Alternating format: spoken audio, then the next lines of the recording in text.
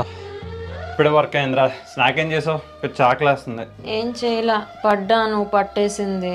అయ్యో అవునా, నువ్వు రిలాక్స్ అవ్వలే, నేను చూసుకుంటా.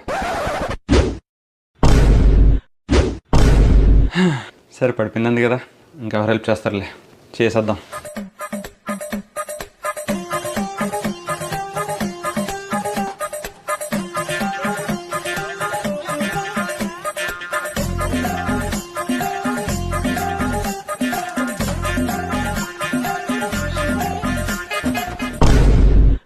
అమ్మ సరే ఉంటానే, మళ్ళీ మాట్లాడతా.